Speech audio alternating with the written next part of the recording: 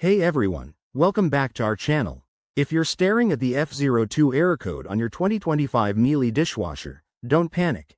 It's a common issue that often signals a problem with water intake, like a blocked hose or low water pressure. In this video, I'll walk you through simple, step-by-step fixes so you can get your dishwasher running smoothly again. Let's dive right in. First off, safety is always our top priority. Before you start, unplug your dishwasher from the power outlet and turn off the water supply to avoid any risks. This error might seem intimidating, but with a few basic checks, you could resolve it yourself in no time. Step 1. Inspect the inlet hose.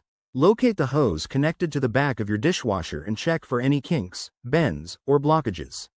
Straighten it out if needed, and make sure it's securely attached to your home's water line. A simple twist or clear out here often fixes the problem. Step 2.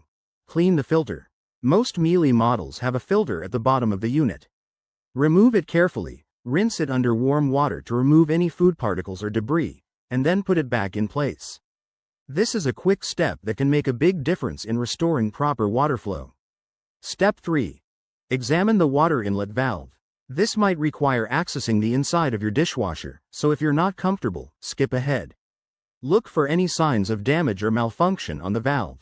If it seems faulty, you may need to replace it, but always double-check your user manual for your specific 2025 model. Step 4. Reset the dishwasher. After completing these checks, plug it back in, turn on the water, and run a short cycle to test.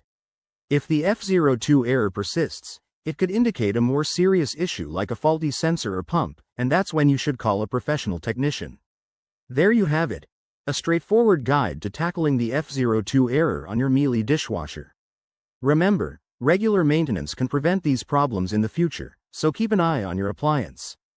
If this video helped you out, give it a thumbs up, subscribe for more handy tips, and hit the bell icon for updates.